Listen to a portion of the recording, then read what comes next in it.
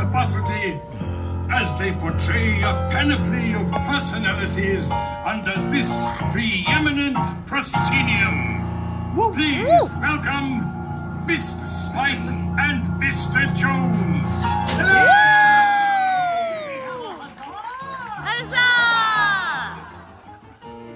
I'm Mr. Smythe. And I'm Mr. Jones. And how is each and everybody doing today? Welcome to the theater, the famous Royal Theater. And while we're in the theater, I think it's to play. Using our imagination, as well as good enunciation. Together we will be creating a creation that will take your breath away.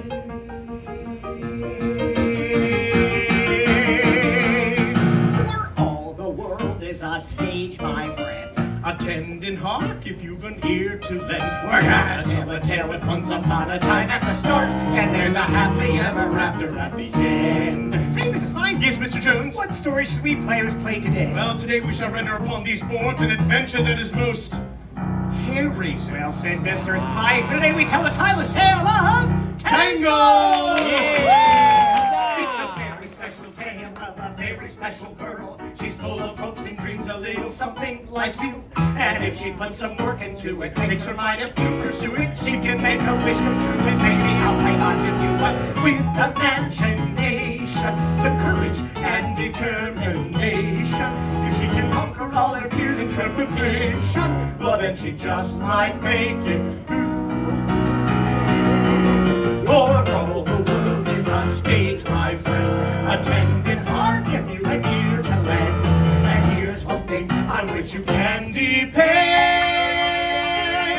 We're gonna make a little magic if you all do your part. We will create a little chronicle of courage and heart. We're gonna tell a tale of once upon a time at the start. And there's a happily ever after at the end. Happily ever after at the end. Thank you! Welcome to the Royal Theater. To help us tell our story today, we have two special guests. Two special guests? Yes. Who's on first? A lovely young lady with golden locks. Presenting Goldilocks and her three dancing bears! We have three dancing bears. Two? No. Just one? No, there are no dancing bears. Presenting Goldilocks and no dancing bears. Wait a minute. Give me the dancing bears. There's a mom and a pop. There's a major wandering around the back. Jonesy. Stallion his way. Jonesy. Ready to go. Jonesy. There are no dancing bears and no Goldilocks, all right? But you said a young lady with golden locks. Yes, Rapunzel. Rapunzel doesn't have any dancing bears. No, she's our first guest. Our first guest? Yes. Who's on second? That is the question. Good chances all this time to give a warm welcome to our first royal guest, the one, the only, one and only, Rapunzel.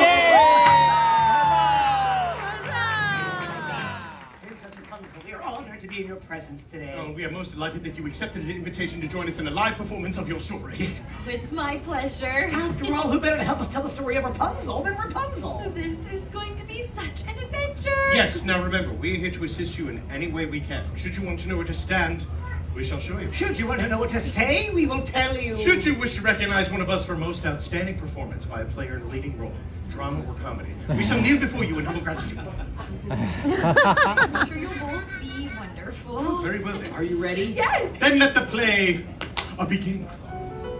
Once upon a time, there was a radiant young lady named Rapunzel, who lived at the top of a tall, tall tower. From the time I was just a baby, my mother never allowed me to go outside. Each day as Rapunzel gazed out her tower window, she wondered, when will my life begin? My dream was to see the floating lanterns that appeared in the night sky every year on my birthday. I guess for today, like every other day, Rapunzel's daydreams were interrupted by the sound of a familiar voice. Rapunzel! Mother Gothel? Let down your hair! Oh, let me undo that. Oh, no, wait a minute. You have no idea how long it takes to braid this. Ah, but of course. Stunt hair, please! What is that? That is a theatrical representation of your hair. Ooh! Rapunzel, I'm waiting. Coming, Mother. Obediently, Rapunzel lowered her hair so that Mother Gothel could easily ascend the steep tower wall.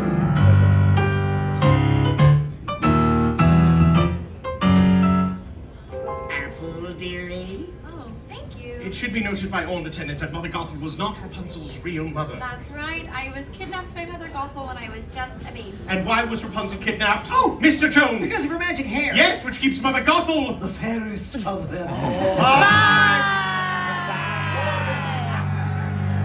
Rapunzel. Ah, Princess. Rapunzel, Mummy's feeling a bit run down. Why don't you let me brush your hair while Mr. Smythe sings your magic song? Flower. Whenever I sang the magic song, my hair began to shimmer and glow. And when it glowed, it had Mother Gothel. Bring back what was Power. And as Gothel brushed the enchanted hair, the years melted away. Like sands through the hourglass, thus were the days of our lives. Thank you, my dear. Oh! Ah, Princess. Thank you, my dear. Now get me my mirror.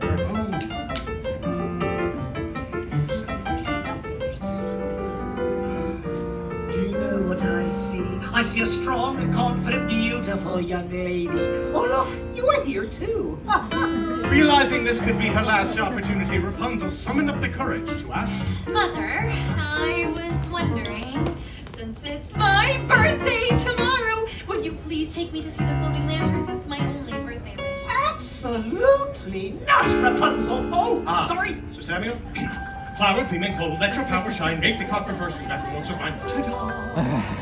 I told you, my dear, the world is a dangerous place, filled with ruffians and thugs, and that's why I keep you locked up in this beautiful tower. Oh, sorry. Sam, flower, glow, power shine, turn the clock, mine. Ta-da! For your own safety, my dear, you will never, ever, ever, ever leave this tower. Ever! Oh. Trust me, Rapunzel. Mama knows best.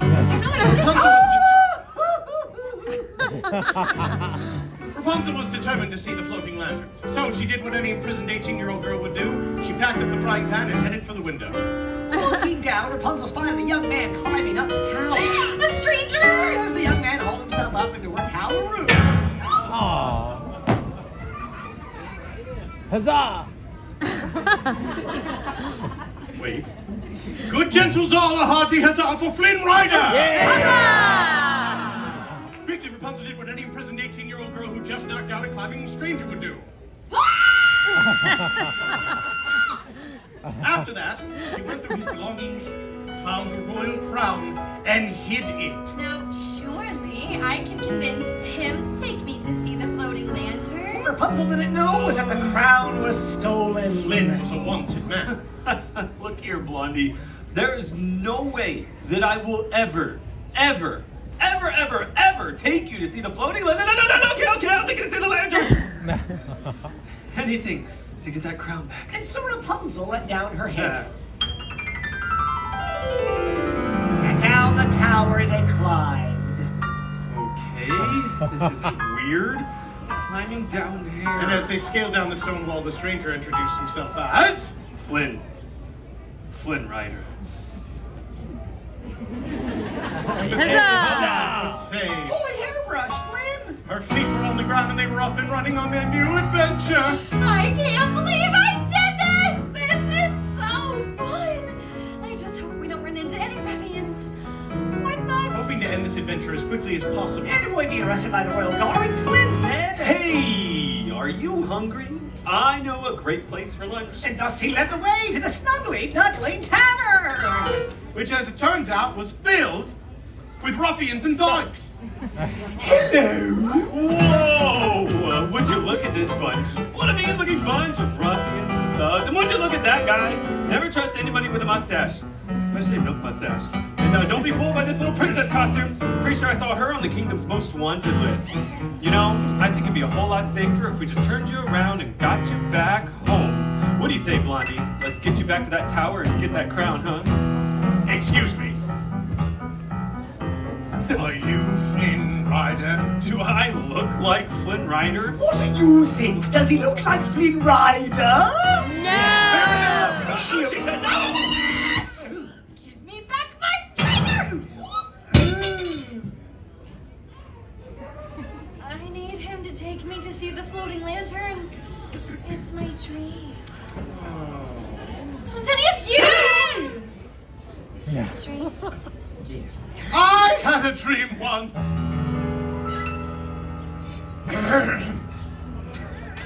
I've got a dream. I've got a dream. See, I ain't as cruel and vicious.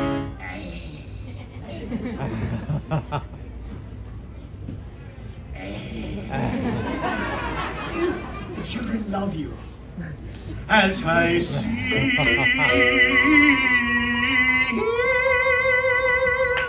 Woo! Yeah. Huzzah! Though I do like breaking femurs, you can count me with the dreamers. Like everybody else, I've got a dream. Hey, I've got a dream. Take it away, Phil Ruffian. I've got skulls and lumps and bruises, and something here that oozes, and let's not even mention my complexion. But despite my extra toes, and my gorget and my nose, I really want to make a love connection. He's got a dream. He's got a dream. She's got a dream. Just wanna see the floating lanterns. And with every passing hour, she's so glad she left her tower. Like all you lovely things, she's got a dream. Yes, way down deep inside, we've got a dream. Yeah! Yeah! Suddenly, out of nowhere came a brand new character nobody had ever seen. Well, I've seen him. That's Maximus, a horse of the royal guard. And he's after me! Follow me. There's a secret passage.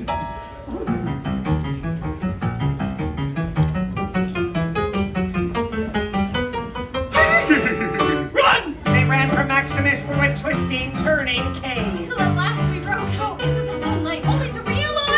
We were standing on the edge of a precipitous cliff. A towering reservoir on one A side. deep chasm on the other. Thinking quickly, Rapunzel tossed her hair across the chasm where it latched onto a wooden beam. Flynn, follow me! But it was too late. Flynn was trapped and Maximus was on him, sword drawn. Seriously? Me.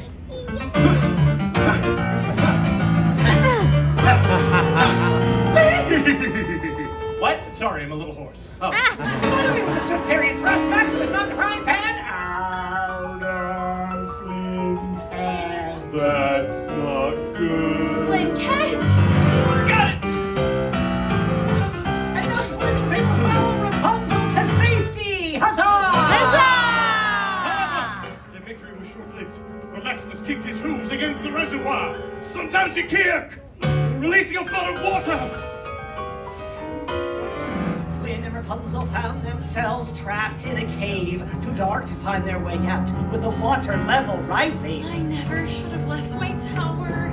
This is all my fault, Flynn. Eugene! What?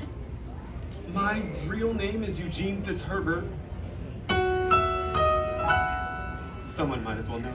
Well, I have magic hair that glows when I sing. What? I have magic hair that glows when I sing!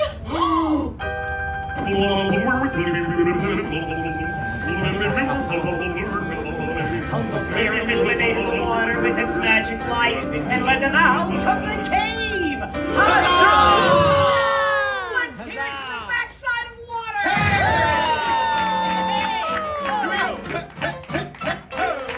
Hey! Thank you very much. Thank you. Once on dry land, Eugene kept his promise to Rapunzel and took her to see the floating lanterns. Wait a minute. Where's the boat? What boat? We were in a boat. She's right, we were definitely in a boat. We don't have a boat.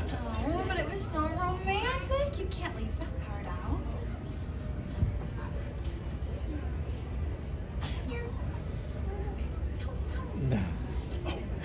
What is that? It's a theatrical representation of our boat! I love the theater! So Sam. Every year on this day, the king and queen would release lanterns in honor of their lost daughter. You're so beautiful. And is the sky filled with the lantern's warm glow? I realized I was falling in love.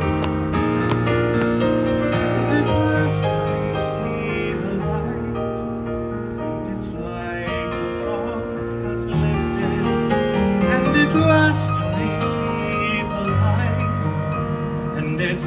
like the sky is new, and it's warm and real and bright, and the world has somehow shifted. All at once, everything is different now that I see you. Now that I see you.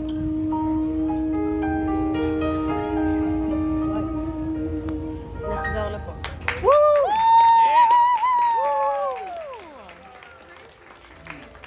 It's a symbol of the royal family. The king, the queen, the missing princess. Missing princess. Missing princess, Eugene, I have to go. As quickly as she could, Rapunzel raced back to the tower. Rapunzel, where are you going? Rapunzel, where have you been? Out there, discovering who I really am. I'm the missing princess.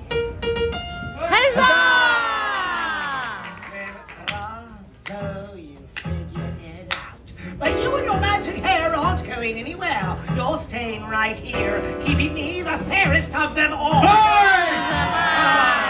Rapunzel, I discovered who you really are. King fell to the floor. He's dying. Well, that's the circle of life, my dear. Now come along! Where are we going? Where nobody will ever find you No, again. we can't let him die. We can't let him live and expose our secret. No, please let me heal him and I'll go away with you forever. I promise. Knowing that Rapunzel never broke a promise, Mother Gothel agreed to allow her this final act of kindness. I can't let you do this. I can't let you die. But if you do this, you will die. With his last bit of strength, Eugene grabbed Gothel's knife and cut Rapunzel's hair! My precious body. My golden hair suddenly lost its magic. Causing Mother Gothel to wither into a shrieking old hag! Thou cursed brat, seest what thou hast done. For I melt. I melt. It is not a bit of fun. What a world, what a small world after!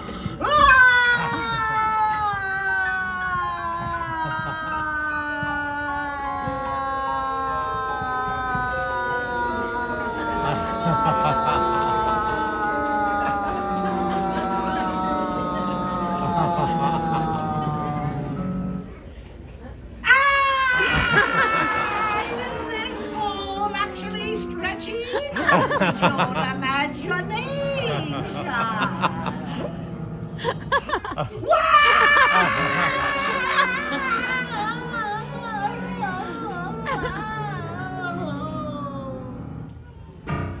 And scene.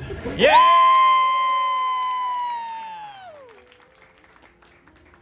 At last, Eugene, I see the light.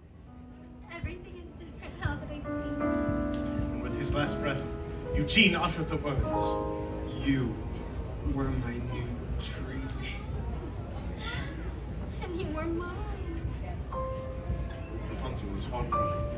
In finding her dream, she had lost true love, and all that was left was a single tear. A tear fell upon his cheek and began to glow. You see, the same magic that was found in Rapunzel's hair was also present in this single teardrop. Its healing power flowed through Eugene and sprang forth, swirling throughout the tower room. And with that light came new life. And new love. We returned to the kingdom and revealed Rapunzel as the missing princess. At which point the king And the queen. My real mother and father welcomed me with open arms. It wasn't long after that before Rapunzel married Eugene. And she married Rapunzel. And we all lived Happily ever after. Good kids was all a royal round of applause for Princess Rapunzel.